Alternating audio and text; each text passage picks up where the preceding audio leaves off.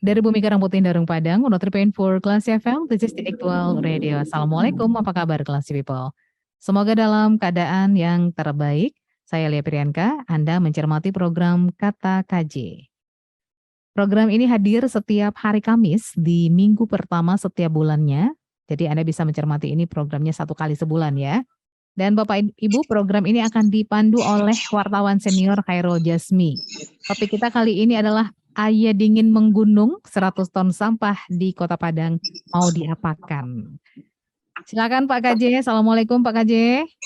Waalaikumsalam warahmatullahi wabarakatuh.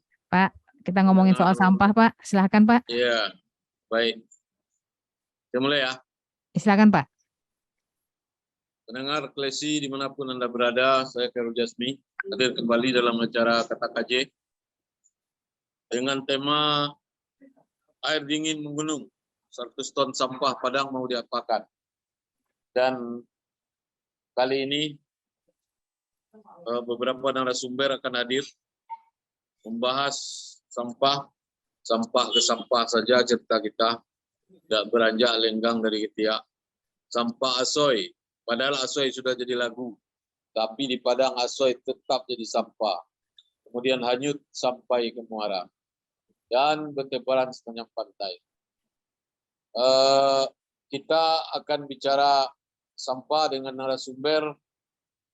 Pertama, Bapak Asep Uus Usman dari proyek Kilang Plastik, termasuk asoy. Asoy ini dulu sudah jadi gatal, namanya gatal asoy. Sekarang tetap aja di sampah. Kedua, Pak UK Ismara, Kepala Unit Penunjang Produksi PT Semen Padang, Manajer Nabung Sarok ditabuang, jadikan uang. Kemudian Mai Rizot, Kepala Dinas Lingkungan Hidup Kota Padang, dan Pak Helmi Morsim, anggota Komisi 3 DPRD Kota Padang. Bapak-bapak narasumber, selamat siang. Selamat siang Pak KJ. Siang Pak KJ. Ya, saya mulai sesuai urutan ya. Sampah plastik. Saya minta Pak Asep berbicara bagaimana mengatasi sampah plastik ini karena rumitnya sama dengan rumitnya lalu lintas di Indonesia. Makin diatur, makin banyak sampahnya. Silakan Pak. Oke, siap. Oke, Assalamualaikum warahmatullahi wabarakatuh. Terima kasih Pak KJ dan tim, serta Klasi FM dan tim, serta para narasumber yang lain yang tidak bisa saya sebutkan satu persatu. Oke, perkenalkan sebelumnya nama saya Asep Uus Usman. Kebetulan kami ini dari Giling Plastik Sumbar, Pak, Gil Plus Sumbar. Saat ini kami juga tergabung dalam koalisi masyarakat peduli Batang Harau. Jadi memang kalau ngomongin sampah plastik ini nggak ada henti-hentinya seperti Pak KJ bilang tadi. Lagunya udah ada, gatal-gatalnya udah ada, jadi semuanya lengkap. Sekarang apa sih nggak pakai plastik Pak ya? Walaupun sudah digaung-gaungkan bahwasanya belanja harus bawa kantong sendiri, ya namanya karena belum terbiasa, ujung-ujungnya masih pakai asoy juga. Oke. Yang mungkin kebanyakan orang awam tidak tahu nih Pak KJ. Ternyata sampah plastik itu ada apa namanya? Ada faktor ekonomisnya. Jadi sampah plastik itu adalah uang yang bertebaran. Jadi kalau kita bisa ngelolanya itu jadi uang.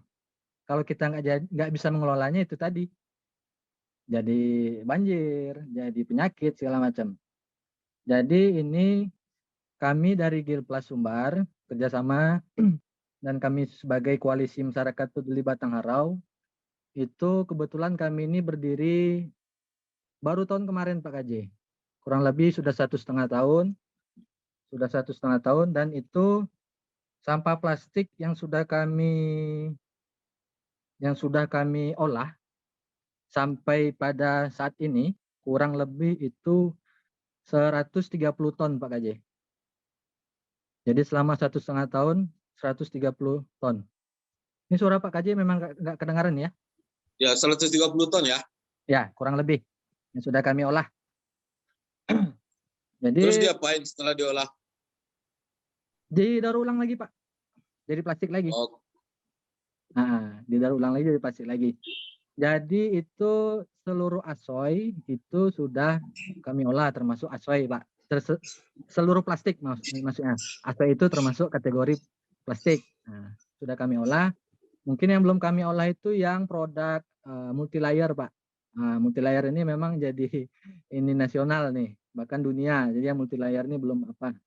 Dan insya Allah itu nanti di 2023 insya Allah multi layer sudah ada pabriknya nanti Pak. Jadi kalau memang kita serius insya Allah yang namanya masyarakat tahu nih, oh ini plastik jangan dibuang sembarangan, kita kumpulin bisa jadi duit. Nah, orang kan buang itu karena nggak tahu Pak. Tapi kalau tahu ini duit nggak bakalan dibuang insya Allah. Insya Allah nggak bakalan dibuang. Bahkan nih Pak ya sebagai contoh itu kami ada itu kemarin pemulung di Batang Harau itu ibu itu ada di media online itu beritanya. Dia suami istri umroh Pak dari hasil mulung sampah plastik. Dan anak-anaknya pun sekolah semuanya, tidak ada yang putus sekolah, bahkan sampai jenjang kuliah universitas. Nah, jadi itu bisa kita lihat yang maaf ngomong ibu itu profesinya pemulung sampah plastik. Itu bisa umroh, bisa nyekolin anak-anaknya. Itu di tingkat pemulungnya loh Pak.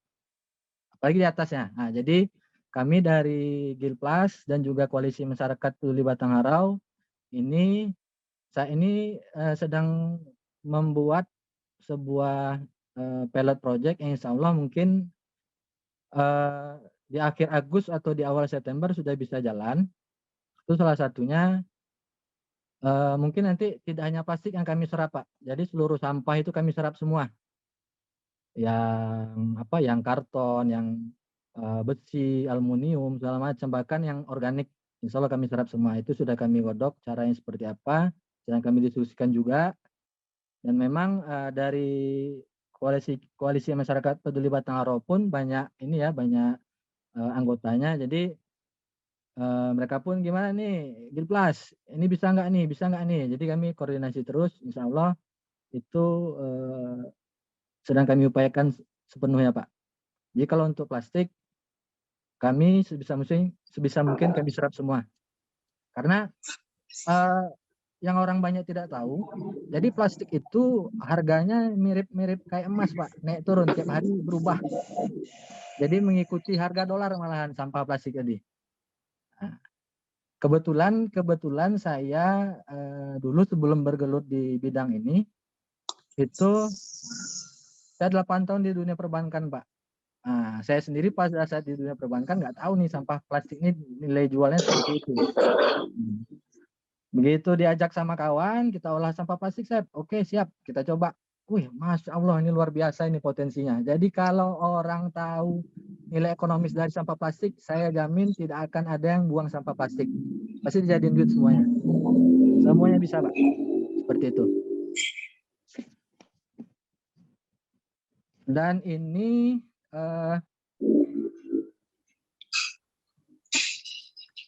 kalau data yang ada di kami nih Pak, itu plastik yang terbuang, sampah yang ada di Kota Padang itu ada 522 ton per hari. Dan 522 ton per hari. Dan 15,37%-nya itu sampah plastik, Pak. Nah, sampah plastik ini memang nggak bisa, 15%-nya sampah plastik nih. Ya. Nah itu makanya kami ya konsennya di situ. Mencari rezeki dengan cara sekaligus membersihkan lingkungan lah istilahnya Pak ya. Jadi lingkungan yang bersih, kami pun dapat duit. Itu tadi Pak. Mungkin dari saya mungkin sekian dulu Pak. Ya. Terima kasih Pak Gaji. Itu dari Pak Uus tadi. dalam kehidupan ini yang paling penting itu sebenarnya di luar agama adalah uang. Ya. Jadi kalau uang sudah bekerja, apa saja bisa diatur termasuk politik, apalagi sampah. Ternyata sampah yang banyak itu adalah uang. Nah, uang atau tidak, Pak UK Ismara pasti tahu dari PT Semen Padang. Jadi akan melengkapi Pak Uus tentang bagaimana nilai ekonomi sebuah sampah. Makanya Pak UK membuat Nabuang Saro. Nabuang Saro ini artinya menabung sampah, seperti membuat buku tabungan di bank. Silakan Pak UK. Baik, terima kasih Pak KJ. Assalamualaikum warahmatullahi wabarakatuh. Pak KJ, Bapak-Bapak dan Ibu sekalian, alhamdulillah nih ada kesempatan untuk bisa diskusi di sini. Memang kami baru sebulan ini menjalankan yang program yang kita sebut Nabuang Saro. Pada dasarnya ini latar belakangnya adalah kepedulian kita juga terhadap jumlah sampah yang disebutkan tadi itu. Pak Asep tadi sudah menyebutkan jumlah yang seperti itu.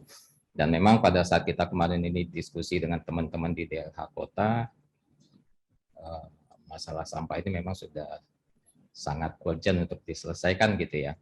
Kami mencoba mengambil ikut berkontribusi lah gitu ya untuk mengurangi jumlah sampah yang dikirim ke air dingin.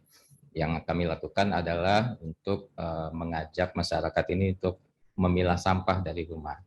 Nah, Nabuang Saro ini konsepnya adalah kami menerima 5 jenis sampah di sini, yaitu sampah plastik, kertas, kemudian tekstil, daun dan ranting, dan minyak jelantah.